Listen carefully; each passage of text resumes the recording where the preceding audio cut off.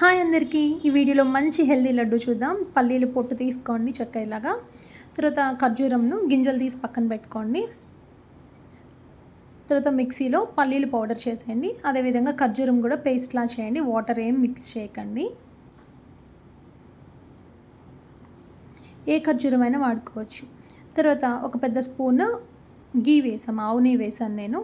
ఈ ఖర్జూరం పేస్ట్ని పచ్చి వాసన పోయేంత వరకు, అదే పచ్చితనం పోయే వరకు ఫ్రై చేసి ఈ పల్లి పొడి యాడ్ చేసుకొని ఇది కూడా ఒక 2 మినిట్స్ అలా లైట్గా సిమ్లో పెట్టుకొని ఫ్రై చేసుకోండి. తర్వాత స్టవ్ ఆఫ్ చేసి ఇలా లడ్డూలు చేసుకోండి. లడ్డూలు రెడీ అయిపోయాయి. మీరు ఒకటి గమనిస్తే నార్మల్ పీపుల్లో కన్నా డయాబెటిక్ వాళ్ళల్లో, అదేవిధంగా బాగా లావుగా ఉండే వాళ్ళలోనే తీపి తినాలి, స్వీట్స్ తినాలన్న క్రేవింగ్ ఎక్కువగా ఉంటుంది.